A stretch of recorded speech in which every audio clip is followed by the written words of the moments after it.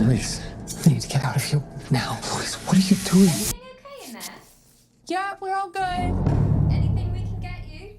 No, we'll just be a minute. We can't let on. Yeah? We can't look stressed or scared. We just have to go out there and be completely normal.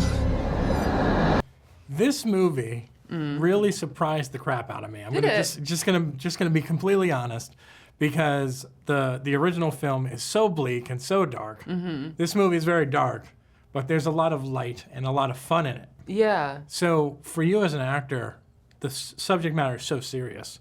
But how were you able to balance the tone of this movie from those comedic moments to the terrifying?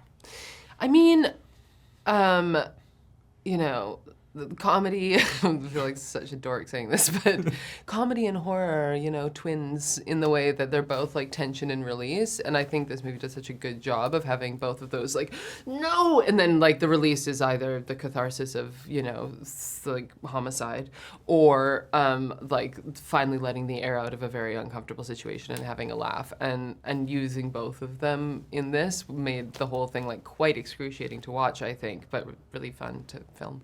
Which scene in the film was the most difficult or the most challenging, I guess I should say, to film? I guess the Cotton Eye Joe scene was like, you know, one, it was hot, and I don't care for the sun. And also it was just listening to Cotton Eye Joe for 12 hours, and a very, yeah, exactly. We can just end the movie now. Yeah, so that was, I guess, challenging. And it's so awkward and so many sort of missteps, and then having to convince yourself to stay after knowing that you should leave. I don't know. I found like balancing that quite tricky. So I know this is like such a typical question, but like the whole building of the chemistry, I really loved that this movie had you and Scoot had like this wonderful chemistry. But I love the backstory of them going through like some stuff in the personal life. Was there any sort of, I don't know, activities or anything that you did on set to kind of make that more realistic? No, I mean, we had a nice like week of rehearsal before we started shooting, which is quite rare, which was, I mean, the rehearsal is just we're talking through every scene and sort of noting the things that don't quite feel right and finding the like most honest way in. And in that process, you hear so much about what other people are thinking about that scene that you're finding like a sort of mutual understanding of the project that you're making.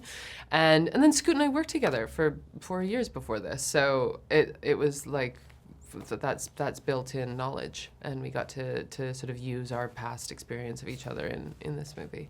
I feel like both of you brought something unique to the performance, just because of the trauma that obviously that you were facing, not in the moment in the situation, but your past trauma. Yeah. And I thought that was a nice added element to the movie that really gave it some extra, like an extra boost. Oh, cool! Thank you. Yeah, of course. And then in terms of working with that man, James. Who? James McAvoy, yeah. Were you ever at times like, how is he going here? Because like when you're watching this movie, you're sort of like, why are you always such a creepy fuck? Like, I know, yeah. I mean, no, but he just did so many surprising things that you'd be like, oh God. So I guess, yeah, what you're saying is true. It is that he is a creepy fuck, but there's so much joy and performance in him that I don't know. There's like lots of actors who are good, but I don't know that many actors that are so good and so joyful and easy in what they're doing, that it's not this sort of tormented thing. It's like pure love of invention and like creation. And you just see that in his work, that he loves what he's doing and he's really having a fun experience finding a way into being a creepy fuck. Thank you very much. Thank you.